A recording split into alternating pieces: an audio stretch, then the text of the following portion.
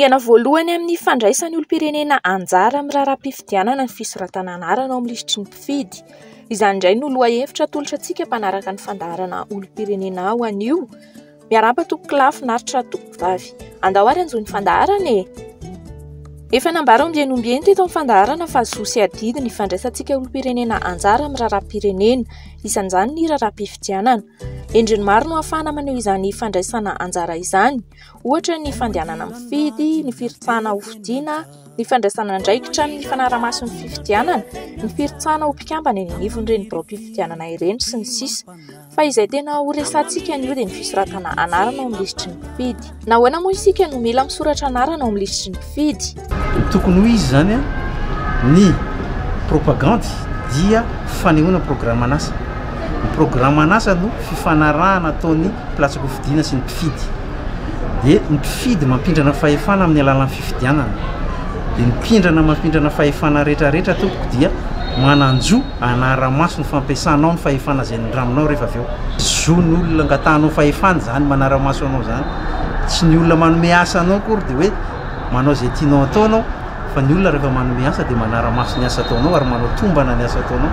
Zo ny olona mpifidy rehetrarehetra zany. Ary izay no mampiavaka ny olona mandeha mifidy sy ny tsy mandeha mifidy.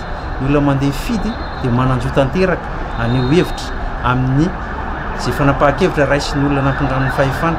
Fa ny olona tsy mifidy tompoko dia tsy nampindrana fahefana an'ilay olona, noho izany tsy misy idirany loatra ilay fitondran'ilay olona rehefa avy. Izay no any an-tanin'olona misorata anarana mandehana mifidy.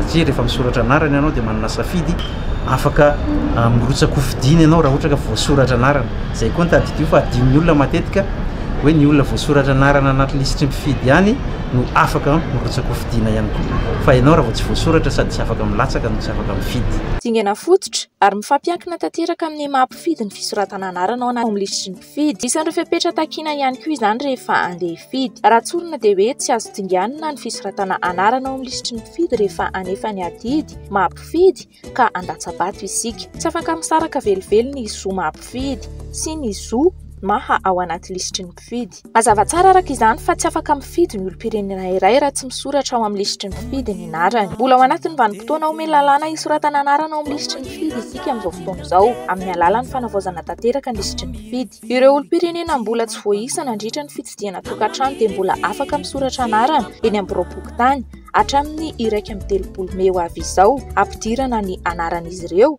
ao anaty lisitry ny mpifidy. Tafiditra ao anatin'ireo ny tanora vao feno 18 taona sy ireo vao nifindra fonenana ka mpiavy ao anatin'ny fokontany iray. Eka ry tanora namako tsika longy aby izay magnaraka ny raha toy tadidio fa dingana voalohany amin'ny fandraisantsika anjara amin'ny raharaham-pifidiana ny fisoratanara amin'ny lisy mpifidianao. Ka dian'izao andesiko ara-panondronao manatona biraopokotany fambotsitara ia sorato ny tantara Madagasikara. Iranga. Mandetananao indrindra tanora namako toa mandehana misoratra anarana ny anatin'ny lisitry ny mpifidy. Ahoana natao makanesany amin'ny fokotany hoeto ny karapanondronao mbola tsy tara raha toa ianao sao vao tapakely. Vao feno 17 taona ianao hoe yes ako vao feno 17 taona na mety hoe efa maherikely.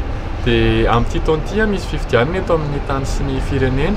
Koa manentana anao izay vao feno 17 taona eny amin'ny fokotany hitondra ny karapanondro dia hisoratra anarana ao anaty lisy mpifidianana. Ahafahana maneho ny safidy io satria ny safidy dia zava-dehibe ahafahana mampivoatra amin'ny firenena anankiray. Mbô ianareo ndraiky va dingana voalohany amin'ny fandraisan'ny olom-pirenena anjara amin'ny raharaham-pifidianana ny fisoratany anarana ao anaty lisitry ny mpifidy. Ke aza manjegny andro lava ka hatramin'ny 30 Mey manorata anarana ao anatin'ny lisitry ny mpifidy. Ndosy karapanondro magnantonga birao-mipokotany misorata anarana. Zay hoe ry tanora efa ao anatin'ny lisitry mpifidy ve ianao? Tadidio ary fa dingana lehibe anankiray andraisantsika anjara amin'ny raharaham-pifidianana ny maha ao anatin'ny lisitry mpifidy anao. Ka mandehana raha mbola tsy ao manatona amin'ny birao-mipokotany hoentin'ny karapanondronao soratiny anaranao. Ireny fanentanana avy amin'ny tanora ireny no entsika mamarana ny fandaharana. Ny CENI dia manasa antsika hatrany anaraka ireo vaovao sy tsara ho fantatra manodidina ny fifidianana eto Madagasikara. Ary ao tsy tapaka ny fandaharana olom-pirenena ao isaky ny talata sy ny alakamisy amin'ny ora toy izao amin'ny Hainao Manjerim-pirenena na ihany koa ao amin'ny YouTube. Azonao atao ihany koa ny mitsidika sy mizara ireo vaovao avoaka ny pejy Facebook ny CENI. Dia mankasitraka anao ary nanaraka anay androany veloma ho amin'ny manaraka indray.